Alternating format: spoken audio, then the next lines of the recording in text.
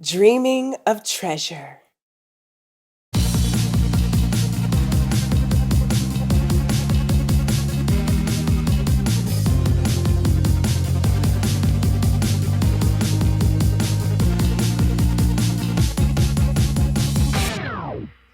This story comes from England.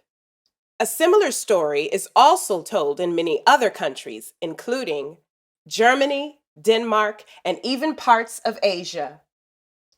It's a story about a woman who has a dream and her husband who believes in her.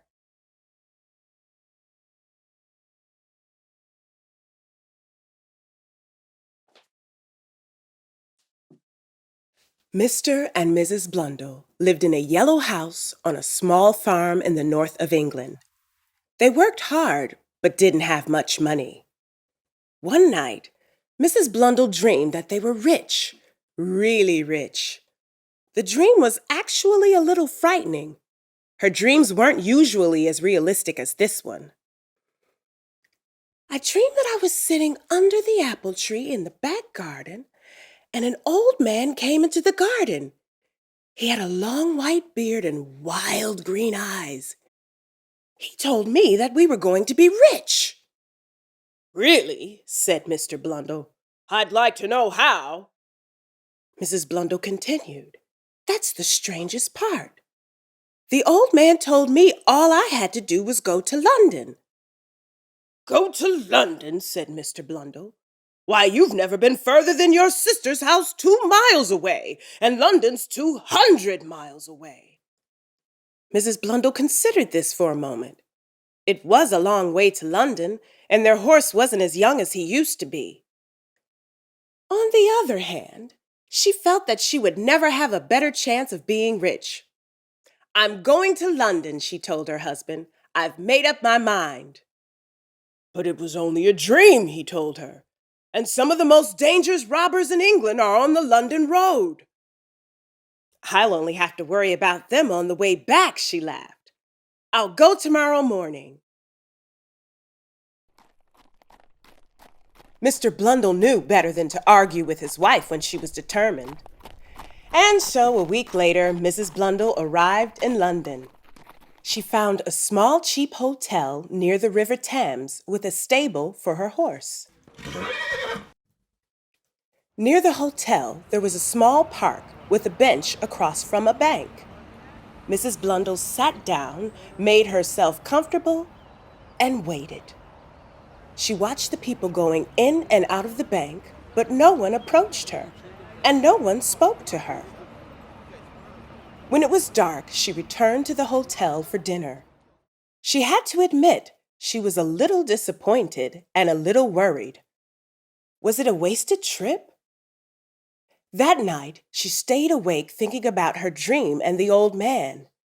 She hoped he would visit her again, and eventually she fell asleep.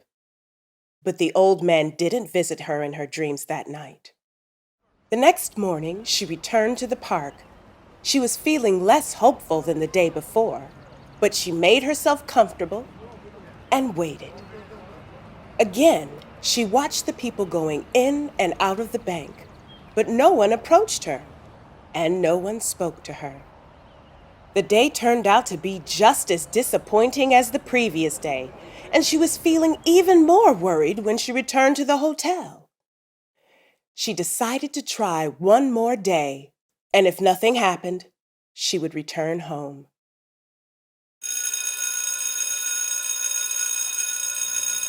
However, the next day was a lot more exciting than the previous days. To start with, there was a lot more activity around the bank.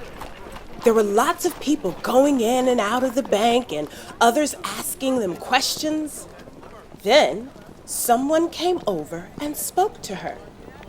He was a very serious-looking man in a brown suit. "Madam," he said, "why have you been here the last 2 days?" Mrs. Blundell thought for a moment. The story about the dream would be embarrassing. But she wanted to tell the truth. "I'm waiting to get rich," she said.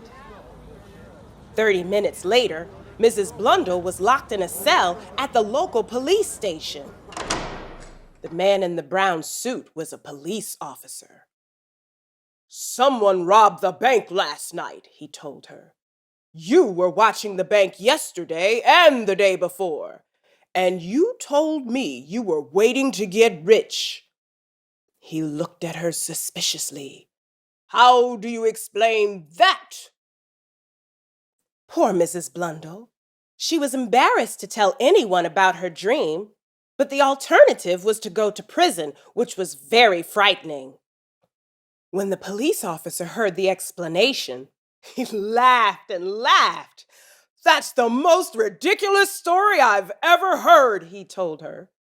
"You came all the way to London because of a dream?" "Don't you dream?" Mrs. Blundell asked, a little offended. "Of course," said the police officer. "Why, only yesterday I dreamed I was digging under an apple tree and I found a treasure." "But my dream was very realistic," Mrs. Blundell explained. "I bet it wasn't as realistic as mine," the police officer said. "The tree was behind a little yellow house on a small farm in the north of England. But I am smarter than you.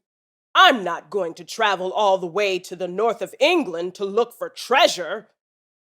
The police officer released Mrs. Blundell and told her to go home and stay out of trouble. When Mr. Blundell saw his wife riding up to their small house, he ran to meet her. "Do you have it? Do you have the treasure, my dear?" he asked her. "I don't," she replied. Mr. Blundell looked disappointed.